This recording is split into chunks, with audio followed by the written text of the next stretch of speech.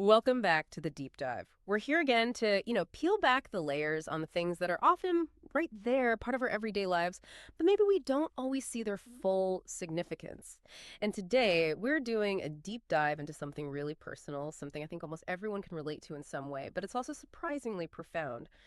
We're talking about family reunions. Just think back for a second, maybe to those long summer days. Do you have those really vivid memories, almost like you can taste them? Big gatherings, cousins running around, maybe that specific dish that only came out for those events, or maybe, like a lot of people, you've been wondering lately if those big family get-togethers are kind of fading away, becoming a thing of the past. Well, we've pulled together some really fascinating sources to help us unpack exactly that. We're going to explore this rich, complex, and honestly deeply impactful tradition of family reunions.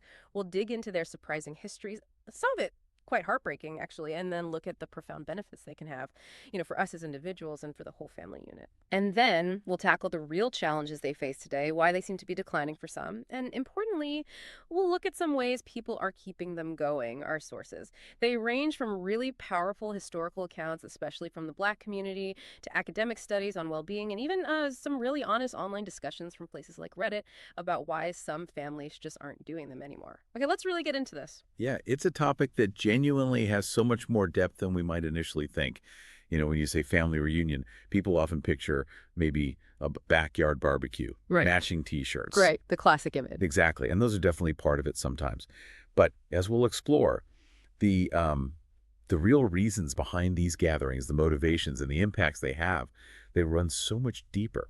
What's really fascinating here, what we want to bring out, is this kind of blend of long-standing tradition hitting up against very modern pressures and challenges. So our mission today is really to get beyond that surface level. We want to understand the many layers of importance these gatherings hold, tracing them from their origins right through to the role they play, or maybe should play, in our well-being today, in this fast-changing world. It's about seeing the intention behind them, how that deliberate choice shapes us and connects us. Okay, let's start peeling back those layers then. Looking at the history seems like the right place to begin, especially those really powerful origins. That's Because for many, particularly in the Black community, these traditions weren't just about wanting to get together. They came from this deep, profound longing, almost an ache for connection that was violently severed. I mean, the whole idea of a family reunion, as we kind of understand it now, it was really forged right after emancipation. It's hard to even imagine the desperate search for family members who were torn apart by slavery. It's not just a quaint history. It's about survival. It's about reclaiming humanity. Take the story of Jack Johnson. It's just incredible and heartbreaking, but also so inspiring. He was enslaved in multiple states: North Carolina, Alabama, Louisiana, Mississippi. His family was fractured twice over, 10 kids with his first wife, Joanna. Then, after being sold again, another 10 with his second wife, Hetty Brown.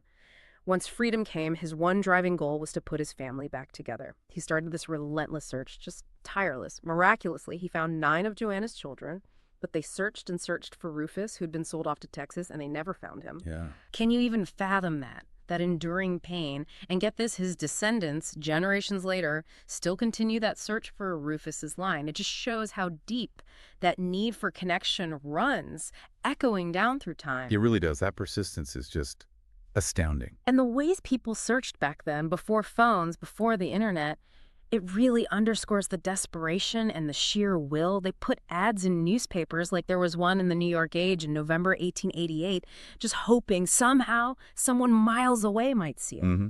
A message in a bottle, almost. Exactly. They'd ask strangers they met on the road, scan faces in every crowd, looking for a familiar feature. They even went back to the plantations where they'd been enslaved, walking that painful ground, just hoping for a clue, any trace of a loved one. So this tradition of Black family reunions, often held every year, usually in the summer, it was literally born from that desperate, radical search. And it's still thriving today. Hundreds of thousands of families getting together every year. It's powerful. That historical context is absolutely crucial.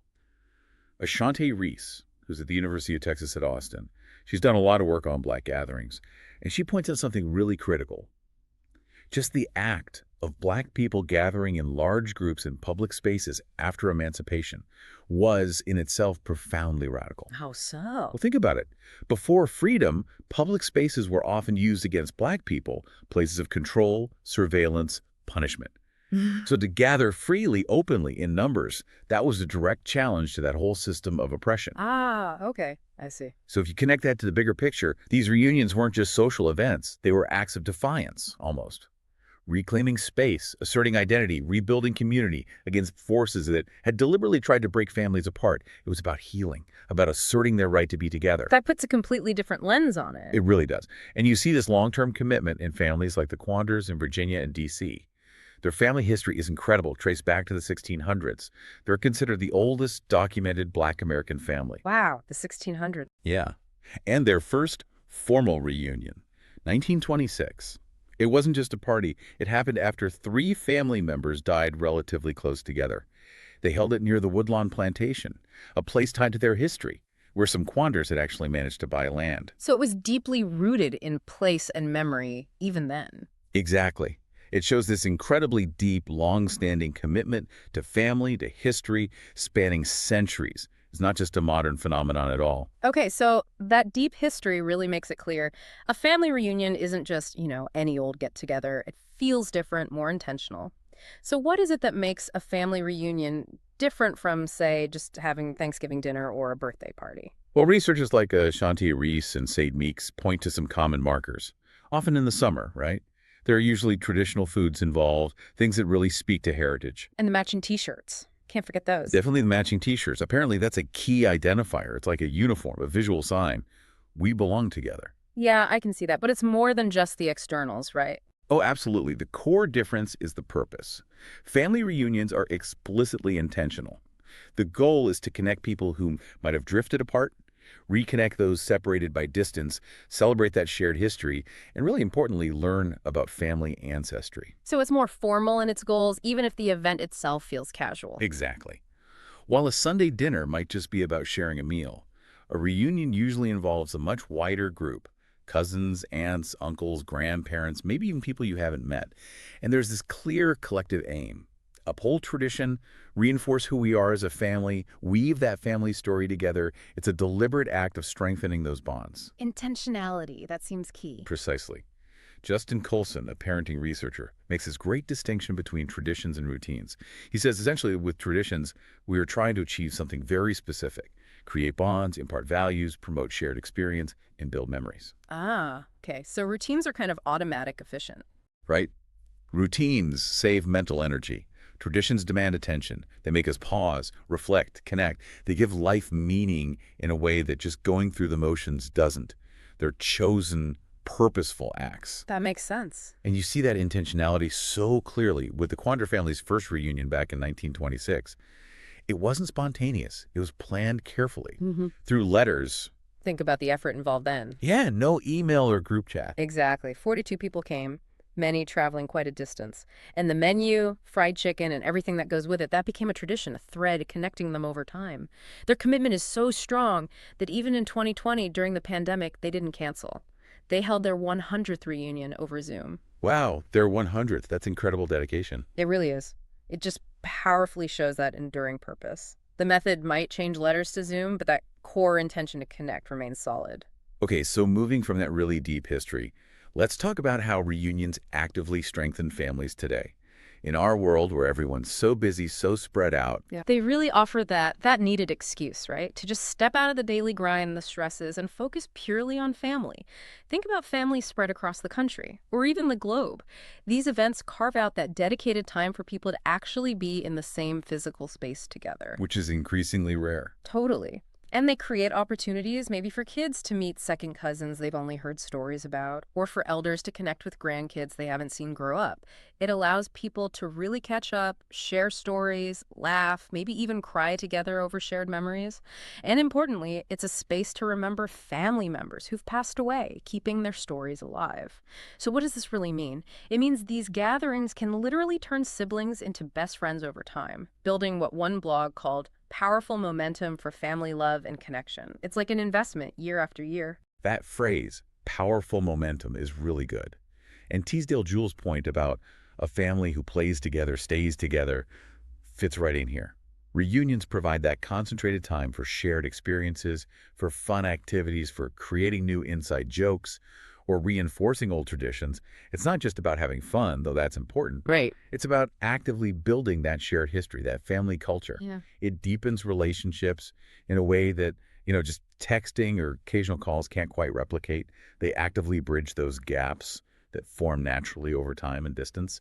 It cements that sense of belonging. Which is so vital for our well-being. Absolutely. And it's interesting, Marianne Tollier from the Choctaw Nation talks about the importance of chosen family, too. For people who might not have close blood relatives nearby, that need for a supportive network, maybe work friends, church groups, close friends, it's still fundamental. Yeah, that makes sense. So reunions, in that broader sense, answer that deep human need for connection, for belonging, showing that family can be defined and celebrated in lots of ways. Okay, so beyond strengthening those current bonds, another huge piece is passing things down, right?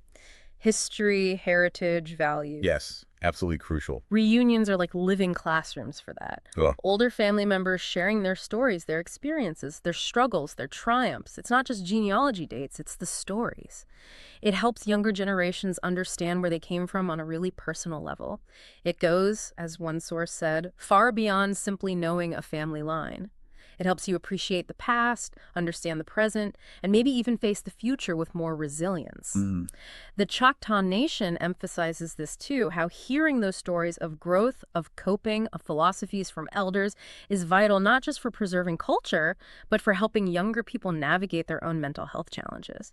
Imagine hearing how your great aunt overcame something huge. That's powerful. Sounds like a personalized resilience guide. Yep. Exactly. And you see this so beautifully with people like Christina McField, the artist. Her work, which is now in the Mississippi Museum of Art, is directly inspired by the land and the stories her mother, who Wada Jones, told her about their family history there. Like, there's an actual table in the museum that belonged to her ancestor, Isaiah Jones, from Christina's childhood home. It's an heirloom full of stories. Wow. And her mother described that feeling of going back to their ancestral land in Mississippi, just breathing the air, connecting with stories about her own grandfather, Jack Johnson, the one who searched for his children. It's this living connection to heritage, memory, land, shaping identity across generations. That connects directly to findings from a BYU study. They found that family history knowledge helps American adolescents develop a healthy sense of identity. How did they measure that? They surveyed college-age students and found that those who had both a strong sense of family connection and had developed their own individual beliefs, a healthy balance, also knew a lot about their family history. Knowing the big events, the little stories from parents' and grandparents' lives seems to provide that grounding. Interesting. Yeah, Brian Hill, one of the study authors, said, knowing where we come from expands our sense of who we are. It gives teens a wider set of tools, lessons learned over generations to draw from as they figure out their own path. He shared this great story from other research about an Australian teen who felt aimless, but then learned his grandfather created a famous ad slogan for Cadbury chocolate. Really? Yeah. Apparently that knowledge gave him a whole new direction. He suddenly felt inspired, like maybe he had that creative spark too. A single family story changed his view of himself. That's amazing. But is there a downside, like pressure to conform? That's a really important point the study also raised. Yes, sometimes knowing a lot of family history can make teens feel less independent if they feel pressured to follow a specific path or live up to certain expectations. Okay, so how do you avoid that? The advice is to share these stories in a way that encourages autonomy, personal reflection. Let young people interpret them for themselves, rather than saying, you must be like Great Uncle Bob. Maybe through family history rituals, like celebrating an ancestor's birthday or visiting places the family lived. Make it an exploration, not a prescription. Sharing, inviting, inspiring, not dictating. Got it. Share, don't prescribe. So, we've talked about heritage being passed down. Let's link that directly now to identity and psychological health. Kids learn so much from relatives, right? How Yeah. they treat people, their work ethic, how they handle tough times, their lifestyle. They find role models within the extended family. Positive examples. And maybe even more powerfully, hearing how others navigated challenges similar to what they might face gives them a kind of roadmap, a sense that they're not alone in their struggles. Yeah, that shared human experience. Research from Rice University really backs this up. Knowing your family history isn't just nice trivia. It gives kids a sense of control, builds pride, boosts self-esteem, and makes them more resilient when facing stress or hardship. Think back to the Quander family again, honoring their ancestors. Rahulaman Quander said it so well. Your story can tie you into an ancestor who worked very hard. we are standing on that bent over back. That's a powerful image. It is. That connection to past struggles and triumphs gives this deep sense of purpose, responsibility, belonging. It's foundational for a healthy identity. It tells you you're part of something bigger. And this idea of intergenerational connection, it's got broader benefits too.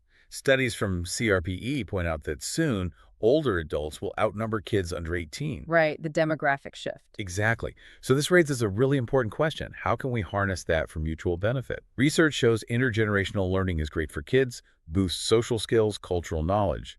But it's also huge for older adults, gives them purpose, combats loneliness, improves health. It's a win-win. Are there programs actually doing this? Oh yeah, like the Geekema program in Anchorage, Alaska. They bring Indigenous elders into schools to share knowledge, stories, cultural practices directly with students. Anpao Duda Flying Earth, who works with schools like this, says, when an elder is in the room, it cements the idea of community and intentional connection. It makes learning feel alive, connected to heritage. That sounds amazing. Ultimately, and this is a key takeaway, that 2015 study by Justin Colson found a strong link between family connectedness, tradition, ritual, and better mental health for teens. More social connection, less anxiety and depression. So it's protective, in a way. Deeply protective. Yeah. It boils down to that fundamental human need, knowing we matter, that we belong somewhere. Family reunions, big or small, are such a powerful way to foster that belonging. They provide those roots that help kids and adults weather life's storms. They're an anchor. Okay, so we've established they're incredibly valuable, historically deep, psychologically beneficial. But let's get real about the present day. Because for a lot of families, these gatherings are fading. We saw that in the Reddit discussions, right? People saying reunions kind of died with the silent generation, or when the grandparents passed away, the ones who were the glue. Yeah, that glue concept comes up a lot, the person who held it all together. And the reasons why are complicated. Social media comes up ironically. Some feel like, why bother meeting up when we see everyone online? The illusion of connection. Maybe. Then there's COVID, obviously, which disrupted everything. Politics, huge divides, making family gatherings really tense, sometimes unbearable for people. Yeah, that's become a major factor for some. Geography, families are just spread further apart, making travel hard and expensive. Burnout of the organizers, it's often just one or two people doing all the work, and younger generations may be feeling too busy or just not as interested. There was that one darkly funny Reddit comment, unless funerals count, in which case I've been to lots of family reunions. Oof. Yeah, that hits home for some, sadly. And then just plain negative experiences, right? People dreading going because they get judged, or family drama always flares up, or those political arguments are unavoidable. It becomes something to endure, not enjoy. And what's so interesting, or maybe paradoxical, is that tension between all those proven benefits we just talked about and these very real modern obstacles. It's not just anecdotal either. That 2024 study from India we mentioned, it found a significant negative link between family relationship problems, conflicts, tension, disagreements, and the psychological well-being of young adults. So bad family dynamics genuinely harm well-being, which explains why some might avoid gatherings that trigger that. Exactly. If the gathering itself becomes a source of stress or pain, people will naturally pull back, even if they value family connection in theory. And the technology piece, it connects us, sure. You see updates, Now photos. you feel like you know what's going on. But it can create that false sense of intimacy, maybe reduce the perceived need for face-to-face. But as one source rightly said, social media calls or FaceTime can't replace in-person gatherings. Absolutely critical point. That shared physical presence, the energy in the room, sharing food, actual eye contact, Yeah. it's fundamentally different. Our brains respond differently. Digital is useful, but it's not the same as being together. Okay, so the challenges are real and understandable, but it's not all doom and gloom, right? Families are finding ways forward. Definitely. People are adapting. Then a key piece of advice seems to be, don't overthink it. It doesn't have to be this massive, elaborate, week-long event. Right. Scale it down if needed. It could be Sunday dinners with immediate families, or monthly meetings, or just picnics with family members in a regional area. The core goal is just being together, creating that space for interaction, even if it's smaller or more frequent. Thinking it manageable and sustainable.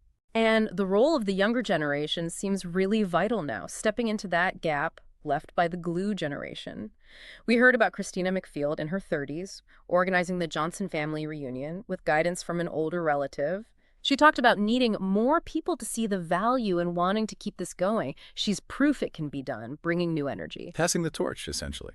Exactly. And Sade Meeks made that great point, challenging the perception. It doesn't matter if it's 5 or 50 people. We have this perception. Like if it's not 100 people in T-shirts, it's not a reunion. Yeah, ditch the pressure for scale. Her focus, literally about just being together. And she also mentioned how important physical photos became after she took over that role from her late uncle sometimes. This may be all we have to look back on. Tangible memories. Mm-hmm. The artifacts of connection.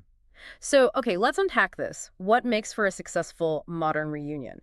Balancing that tradition with practicality. Well, you hit on it earlier. Intentionality plus adaptability. That seems to be the magic formula. The core purpose connection stays the same, but the how needs to flex. Sources like Nitschke's Northern Resort and FamilyGathering.com offer really practical tips. Good planning is key. Have a clear vision. Set the date way in advance. Form a committee so one person isn't doing everything. Spread the load. Absolutely. And communicate well. Use social media, maybe a simple website, emails, calls, whatever works for your family. Keep everyone in the loop. What about activities? How do you please everyone? You probably can't please everyone all the time, but aim for variety. Cater to different ages and interests, maybe some outdoors stuff, maybe a family history session, games everyone can join like a family crossword or scavenger hunt. And this is important, have quiet spaces for shy kids or introverts who just need a break from the crowd. That's thoughtful. What about the tricky stuff, the family dynamics? Yeah, that's often the hardest part. Proactive communication is huge. Be clear about expectations, be inclusive, be transparent about costs if there are any. Encourage forgiveness. Focus on the shared love that brought people there. Easier said than done sometimes. Oh, for sure. And managing your own stress is crucial too. Know who's coming. Focus on your own behavior. You can't control others. Maybe have a plan for how to handle sensitive topics if they come up, and make sure you take breaks. Self-care. Set realistic goals. Good advice. It's interesting, that study you mentioned found family cohesion was strongly linked to well-being, but family adaptability wasn't as much. Right. It suggests that the emotional bond, the cohesion, is the most critical part. The structure, the rules, the roles, those can be more flexible. The how can change as long as that core connection remains strong. So keep the connection, but be flexible on the format. Exactly. And sometimes connecting to heritage involves more than just stories. Visiting ancestral lands like the Johnson family driving to Mississippi after their reunion, to the land where it all started. That can be incredibly profound, grounding, spiritual even, connecting the present to the past through place. Okay, so we've covered a lot of ground here. From those powerful historical roots, especially in the Black community's search for connection, to the clear benefits for identity, well-being, passing down wisdom. We heard about the Quanders, the Johnsons, amazing stories of resilience. We also looked honestly at the challenges today, why these traditions are fading for some. Geography, social media, politics, burnout. The modern pressures. Right. But the core purpose, creating bonds, imparting values, building memories, that seems more vital than ever, doesn't it? I think so, definitely. So what does this mean for you listening? Maybe it means thinking about reviving an old tradition, or stepping up in one that exists, or even just starting something small, maybe a regular dinner with your immediate family or your chosen family. Whatever it is, that effort seems like a real investment in the emotional health of your family unit. Yeah. Maybe think about what small step you could take. Exactly. It really has raised that question for all of us, doesn't it? In a world that feels increasingly fragmented, maybe digitally connected, but emotionally disconnected sometimes, what's our responsibility to intentionally nurture these deeper real-life family connections? These gatherings, big or small, they're like anchors.